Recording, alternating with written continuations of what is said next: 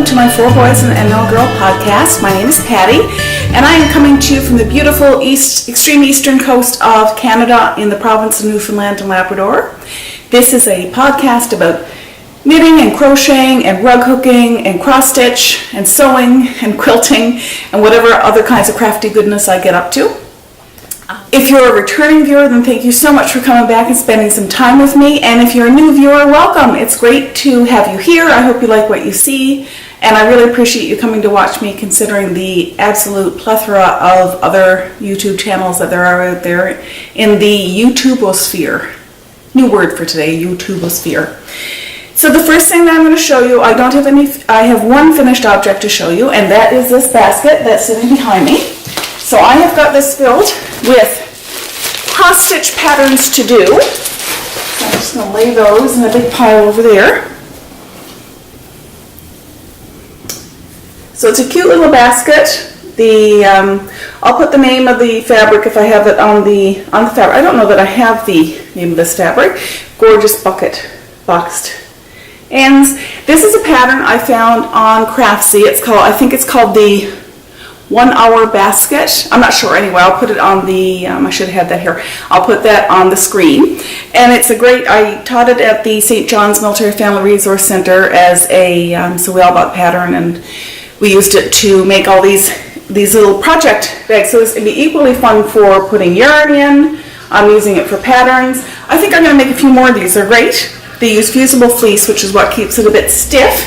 And they're really cute and easy to make. So that's my finished object for today. I have a few works in progress that I wanted to show you. Carrying over from last week, this is the sock that I was working on last week, and I'll insert a picture here as to where I was last week.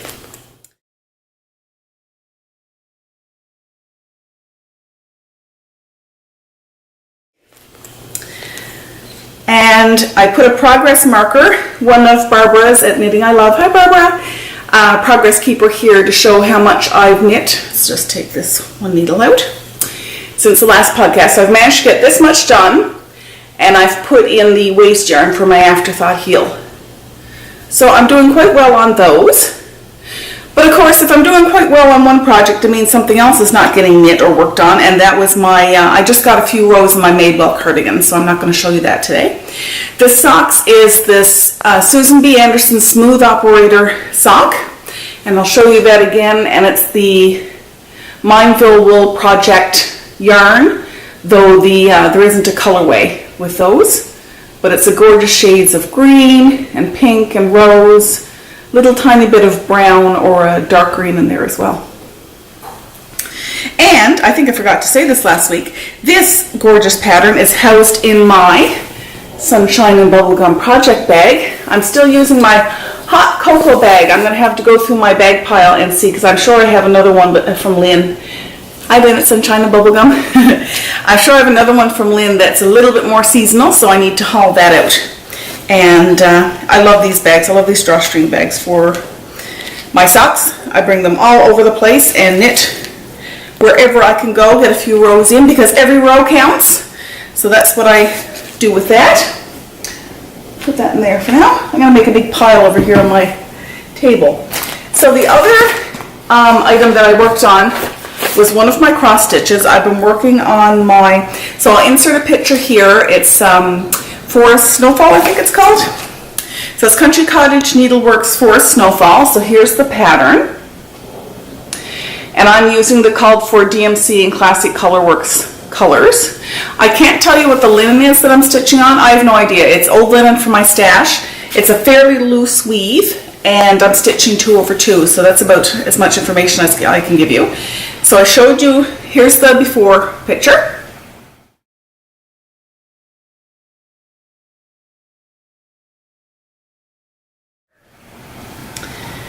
And let me just secure my needle here. Here's where I am today. So I've got a fair bit done, 2 lines of the 4 or 5 lines of words, and I'm getting down to the point of putting in the windows on the house. So that's great. I really enjoy stitching this. The words, I haven't stitched words like this in forever. So it's neat that they move along so quickly. But I have spent quite a bit of time with that. Assisted by, so I'm on Caroline's Off the Grid Needle Arts Facebook page. Hi Caroline, and I had asked a couple weeks ago, I've hit the golden age, and I'm having trouble seeing things that are really small. And to a point where I'm taking off my glasses, and the super secret stitching I was doing a few weeks ago, I had to do without my glasses on, which means I've got everything about here up to my face so I can see. So she had suggested a mag light. So I ordered a set, and this is what, so it's Mag Eyes, not Mag Light. Mag Light's a flashlight. Mag Eyes, this is the packaging. I ordered one that had the 1.6 magnification and the 2.0 magnification. I am going to pick up the higher magnifications, the 2.25 and the 2.75, or either or, one of those. I don't know if they come separately or together as well, just to see. But this is how they, make sure I haven't got these upside down. This is how they fit. Now my husband and my children think I look like an alien when I'm wearing these, but these have been awesome for me to get some stitching done, so I've really appreciated those. Thanks Caroline for the suggestion, because I am finding these really, really helpful. It's really frustrating to have reached an age where I can't see small things as well. And I've met so many people recently who are having trouble with their eyes and have just given up on quilting or cross stitch or knitting. They just don't do it anymore because they couldn't see it. And I refuse to believe that that's the case. I am positive, as in finding the Mag Eyes, I'm positive that there are solutions out there to allow me to stitch up until I am 116. So, because I plan on living that long, right? So I am constantly looking for new tools or things that are going to make my life easier, and that was certainly one of them. So thanks a lot for that suggestion. I really appreciate it. The other thing I wanted to show you was that I took so you know that I'm a rug hooker, a traditional Newfoundland Labrador rug hooker, or traditional style of Newfoundland and Labrador rug hooking hooker. Anyway, I hook rugs. So there's a particular style of rug here called the Grenfell style, and Sir Wilfrid Grenfell was a doctor that worked on the northern peninsula of Newfoundland and the south coast of Labrador, going a little bit into Quebec years and years ago. So this is during my mother's childhood and just before. So he was, and I can't tell you, I should know the dates, and I'll put those on the screen because I should know this. But anyway, he started what was a cottage industry for women in those very, very poor areas to hook silk stockings, so hook pantyhose, basically nylons, and turn them into mats. So what they would do is take the stockings, dye them, and then use a very precise style of hooking. Now, yes, I hook rugs, but I've never done this particular style before. So when I'm normally hooking a rug on linen or burlap, it's hooking an outline and then filling it in. It's larger. The fabric that I use is larger, and I use a bigger hook, and it's just a more textural, more wildly textural type of hooking. So this style of hooking, though, is very flat. It's very precise. You hook every single hole, every single row, whereas usually in rug hooking you hook every second row and every second hole and every row or two, depending on how big your fabric is. So those are some tips, I guess, for you if you're starting hooking. So for this style, though, it's every single hole, and you do a row at a time, and you use your colors to provide shade and such, as you do with the other kind of rug hooking I've done, but I haven't used shade in such an effective way as before. So I've taken this class from Joan Foster, and Joan is a preeminent rug hooking instructor here in Newfoundland and Labrador. She's absolutely amazing. Huge wealth of knowledge and ability and background. Is just incredible. So this is one of her designs. It's an Inukshuk with an iceberg in the background, and this is what I have completed to date. So as you can see, it's a very smooth, flat, very precise and delicate style of hooking. Now I'm going to show you the back. And you can tell that I'm learning, because Grenfell style there shouldn't be any lumps and bumps. It should be all very smooth. And you can tell I've got some lumps and bumps that I need to take care of. But I'm still pretty pleased with how the back of this looks. It's not too bad at all. So that's the back side. I'm going to show you the front side one more time so you remember that and not the back side of my hooking. Here we go. So it's hooked on linen. a more coarse linen than you would use for cross stitch, but it is a linen. So I love that, and I can't wait to get it finished. I'm not sure when I'm going to get time for that, but I'll make time for the next week or two to get that finished up. Just a couple of acquisitions, or a few acquisitions to show you today, because I think I mentioned in the last video that I had broken my de-stash plans by ordering some self-striping yarn for socks, and I had. This yarn is from Crazy Dog Yarns, which is situated out of Ottawa, Ontario, in Canada. And these, I have been stalking this lady's shop forever, and finally broke down and decided, okay, I'm going to order some yarn. So I did. So here's the first one. This one is on her Steadfast sock base. It's an 80-20 wool nylon. This one's called Bella Rosa, and I hope you can see the stripes because they're just gorgeous. And that's 420 yards there. The next one is Peace, Love, and Lobster, and this one again is on this is a sock set on Steadfast sock. And look at those gorgeous colors, just beautiful. And this one's called My Birthday Unicorn. I'm going to put it this way. It's again bamboozled sock. This is. So it's a wool 70-20-10 wool, bamboo, superwash merino, bamboo, and nylon. Look at the beautiful colors. And the second last one I showed you was the same superwash merino and nylon, 80-20. Isn't that gorgeous? So yes, these yarns broke my intent to be stash free. And look at the cute little minis that she included with these.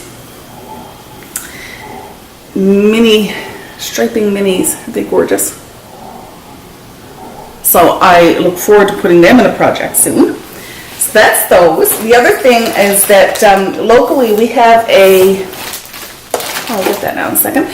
We had a new shop open downtown called the Fabric Merchant that I went to last week, and I won a door prize that I got to go and pick up. So that was really exciting. And when I was at the Fabric Merchant, right next door is my local yarn store, Cast On Cast Off. Hi, Katie and Katie. And Kathleen and Maggie. I'm sorry. Hello, Maggie. It was mixing your name up with somebody else's. So I had dropped in. Of course, it's very difficult for me to drop into a yarn store and not pick up anything. So I picked up it's volume 1 of Joji Locatelli and Vera, Valimaki. I'm not sure how to pronounce her last name. Anyway, the First Interpretations volume 1 book. And this is one of the things I plan on knitting, is this gorgeous shawl. I also plan on knitting the sweater that's in the front. That's a DK weight. And there's a cowl in here I would also love to knit, if I can find it. Here it is. The fine tune. Look at that cowl. Just beautiful. So I found several patterns in this book that I want to knit.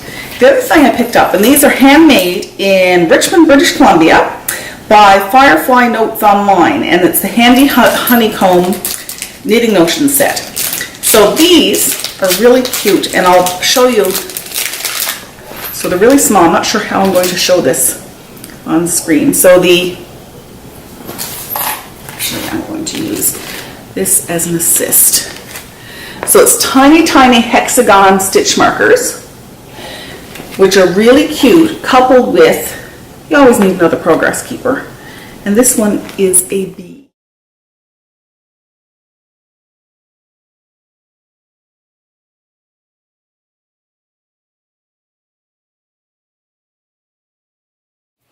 My camera cut off at a most inopportune time, so I finished. Hopefully you saw the really cute beekeeper, little bee progress keeper that I bought at Cast On Cast Off.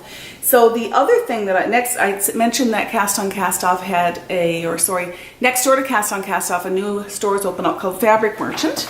This is I'll put their contact information on the screen. I got that lovely bag.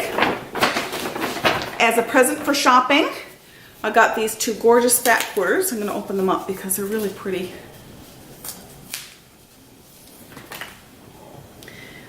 These are both calf facet fabrics, so they're just beautiful. I can probably have enough there to make a small project bag, which is nice. I also have this is a Robert Kaufman print, just a kind of a neutral vintage blue, which I thought was really pretty. And this is a Tula Pink fabric in the pattern owl, so hopefully you can see the pattern of the owl there staring at you. This may be made by Ray's washi dress. I may make a washi dress for myself or a tunic. That's the plan right now, so we'll see if that plan changes. And then the other cute thing I got are puffins, some puffin fabric. I should be able to get a couple of project bags out of this fabric.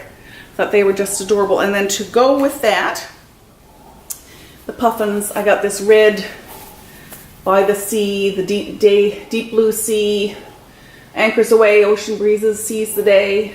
I thought that was really cute, and that would go nicely in a project bag for that. So that's all for me today. I'm going to, this is Tuesday, May 8th. I'm actually not going to post this until tomorrow, the 9th, because I want to get some footage. I'm going to be going downtown St. John's tomorrow and get some footage to show you of beautiful, the Battery area of St. John's. So I hope you have time this week to get involved in some crafty goodness. If you have a chance, get involved with and I'll put the information on the bottom about my hashtag Craftmania, spelled MAYNIA 2018 on Instagram. I'm going to be drawing a prize from there for everybody who's participating. That began the 1st of May, but you can jump in and join at any time, and it's any craft that you're involved in that you can post. There's also a thread on Ravelry that you can get involved with on my 4 Boys and an NL Girl podcast group on Ravelry. So you can post there, and again, it's the same as my regular make-alongs. You can do any style of craft at all to be involved in that. I just wanted to remind you that I am hosting a knitting retreat, yay, in September, the weekend of September 21st to the 23rd. There are only 4 of 11 rooms left, so if you're interested, please get in contact with me soon. I have one two-bedroom left. The other beds are either doubles or queen-size beds, so if you want to share, then you need to get in contact with me as soon as possible. And again, I'll put the Knitlantica, that's the name of the retreat, I'll put that information on the screen, so I would get you to contact me. I'll put my email address on the bottom of the screen as well. So again, take care. Thanks so much for spending some time with me, and I look forward to chatting with you again next week. Bye-bye. Hi YouTube, it's Patty putting in a little quick video. I had forgotten on Tuesday when I videotaped to draw for the crafty winter make-along, and it's way overdue for me to draw for that. So I drew a name from the chatter thread, and I drew a name from the finished object thread. So from the chatter thread there were 16 entries, so I used random number generator for 2, because the first hi Angel, the first entry was from me.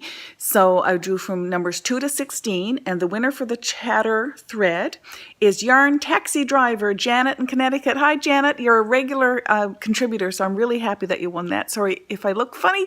Angel's putting her cold nose on my back. There were 76 entries for the finished object thread, which is awesome. And so I drew, again, a random number generator for 2 to 76. And the winner is Nene Tanyik. Anyway, I'll put the name on the screen. And it's Rebecca in New Jersey. Yay, Rebecca. So I wanted to show you what you won. So for Janet in Connecticut, you have won this beautiful, hopefully you can see that. I don't know if don't know if it's going to be a bit backwards, but it's Safari and Opal Safari, and this is Tanzania, so gorgeous, gorgeous colors. You can see that. And I'm also going to put in, Janet, these stitch markers that I love, the Row House stitch markers from Dawn's Creations. There they are. And for Rebecca in New Jersey, I've got this gorgeous skein of Made in Newfoundland yarn. This is by a new yarn company called, let me read them out, Elegantly Twisted Yarns. It's by, they're two sisters. One lives in Newfoundland and one lives in Nova Scotia, and they've started dyeing. So they're out of Dartmouth, Nova Scotia, and Corner Brook, Newfoundland and Labrador. It's called Elegantly Twisted Yarns. I'll put the information on the screen, but isn't that beautiful? Beautiful colors. And Rebecca, along with yours, I am putting in this little, again by Dawn, row house ornament that can go on your tree or just somewhere to remind you of Newfoundland and Labrador and my podcast. So for everybody who was involved in that make-along, thank you so much. I will be doing another draw for the Craft Mania 2018 draw on Instagram. I also have a thread on Ravelry, so please go over there and join because there's only 3 or 4 entries right now, so you got a great chance of winning if you go over on the thread for the Craft Mania thread on Ravelry. So make sure you do that, and I will chat with you folks again next week. Thanks. Bye.